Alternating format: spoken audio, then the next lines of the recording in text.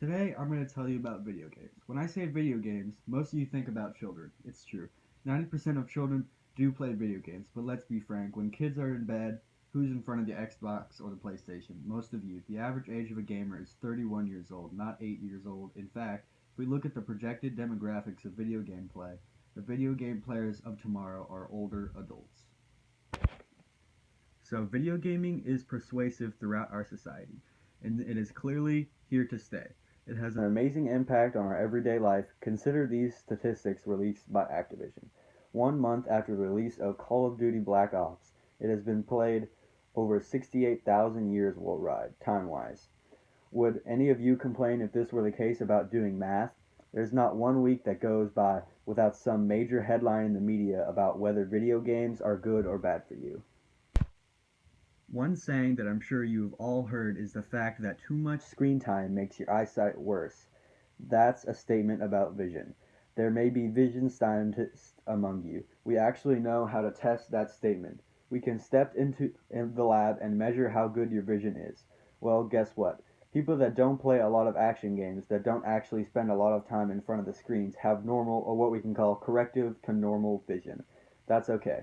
The issue is what happens to these guys when they actually indulge into playing video games like 5 hours per week, 10 hours per week, or 15 hours per week. By that statement, their vision should be really, really bad. Guess what? Their vision is really, really good. It's better than those that don't play, and it's better in two different ways. The first way is that they're actually able to resolve small detail in the context of clutter, and that means that being able to read the fine print on a prescription rather than using a magnifying glass. You can actually do it with just your eyesight. The other way is that they're better at actually being able to resolve different levels of gray. Imagine that you're driving in fog.